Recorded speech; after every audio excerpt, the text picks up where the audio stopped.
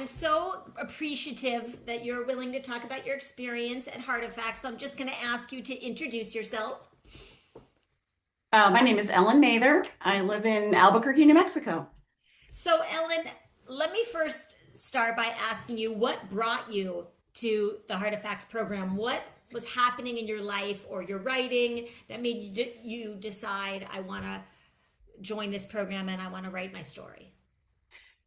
Well, I've had this book idea for 30 years, and of course, life has gotten in the way. But I did a writer's retreat a couple summers ago and sort of started on it, and then retired from my career as a professional writer last year and told myself, okay, I'm going to write this book. But I hadn't started it yet, and because it was overwhelming. And I read an article about Robin in Maria Shriver's Sunday paper about Robin's approach, and it just really connected with me. And then not that long after, and I started following Robin's email newsletter, and just sort of paying attention. And then I think it was an email that said, "Hey, if you're interested in this program, schedule a free call." And I was like, "I think I'm supposed to do this." So I scheduled the call and had a conversation, and was really just sold on the approach, the group, the fact that the group was um,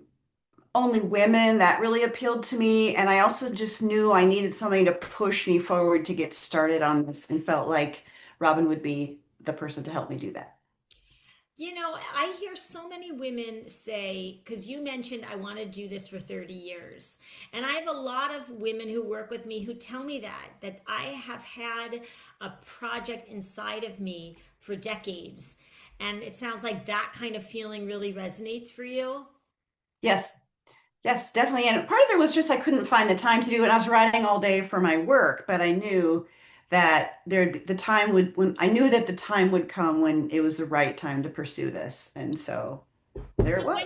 when you were writing professionally for work, did you ever think to yourself, I really I really want to start this book, or I really did you have that recurring thought? I knew that I wanted to start it, but I knew that that wasn't the right time. Like, I was very sensitive to, it would be hard for me to write for my work all day and then try to squeeze it in the evening or something. I knew that I wouldn't be good at that. So I just sort of patiently held it and waited until the right time came. Wow, that's so interesting. So there was a part of you that felt like when the right time comes, I'll know. Yeah.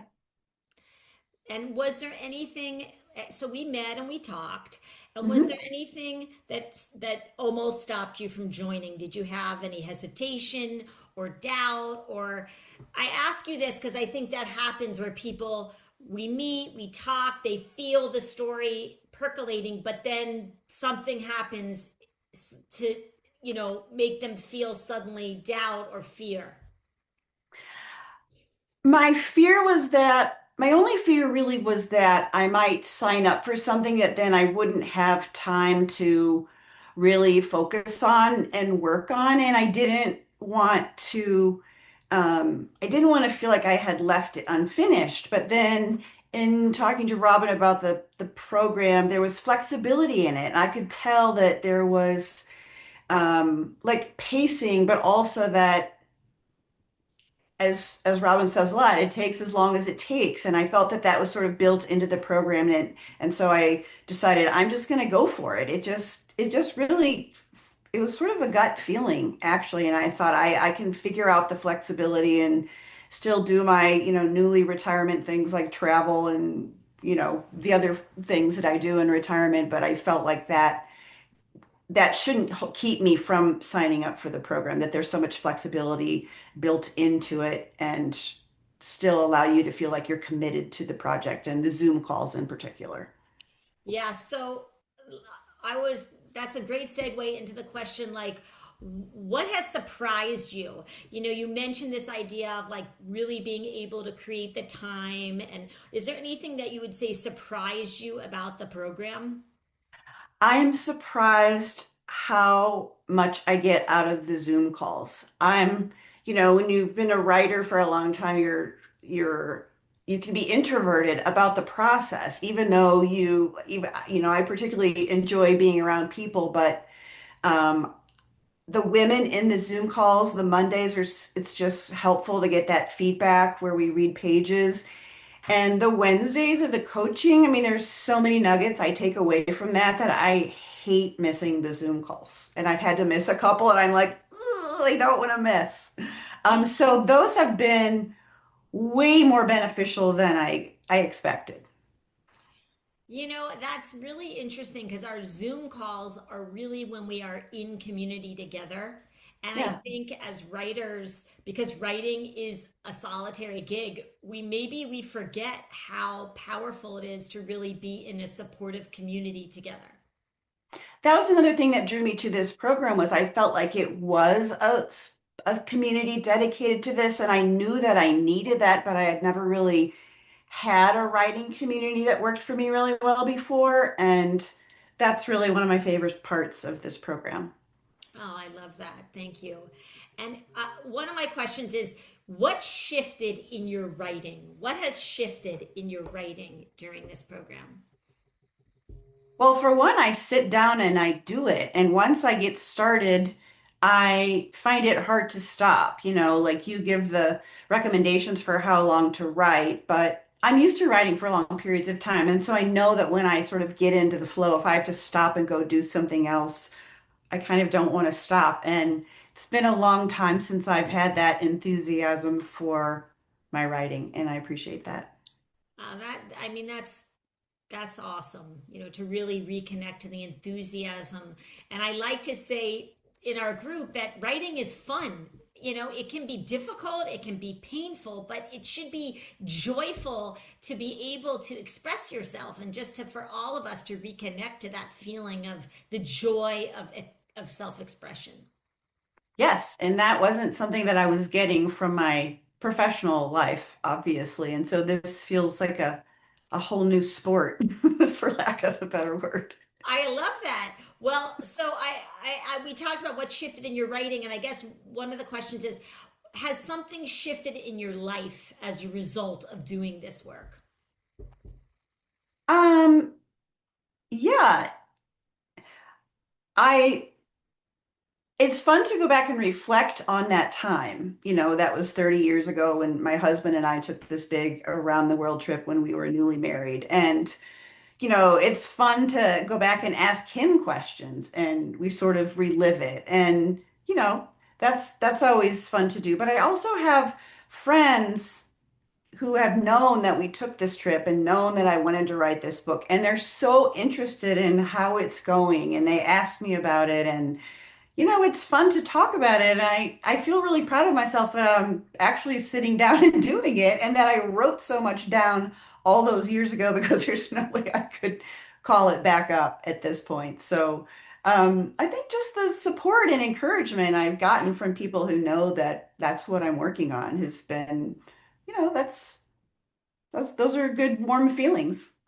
Yeah, and you know, it's that idea of, you know, throwing the pebble and the ripple and it ripples out. And I'm sure that for your friends and your community, seeing you taking on this project and with such gusto, it's really inspiring to be able to follow along and ask you, like, how's it going? And to see your own enthusiasm for what you're doing.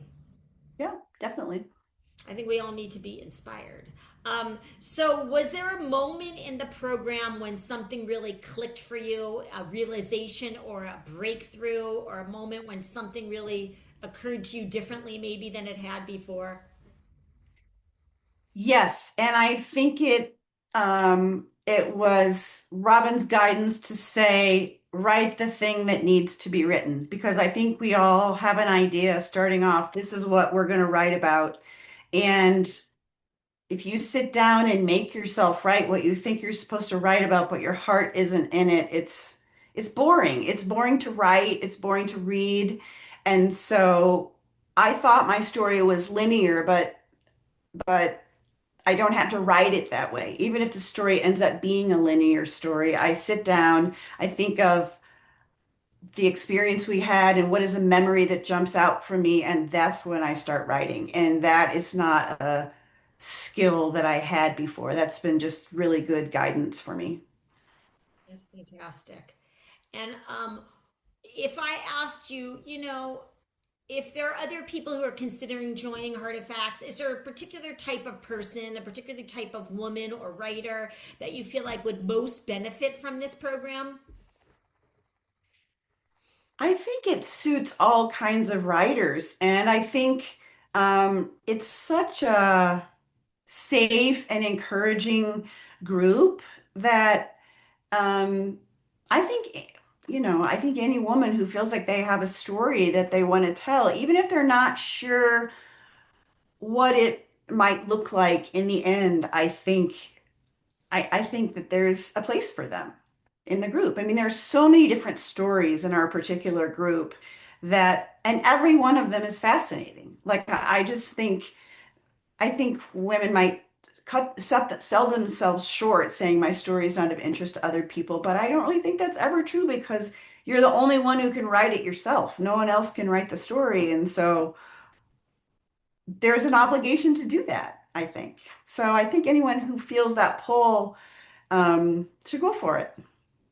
Yeah, and I love the things that you brought up because I think you're bringing up sometimes the way we devalue our own stories and like really when you have a story that wants to be told for years, maybe even decades, there's a reason. Yeah. There's a reason.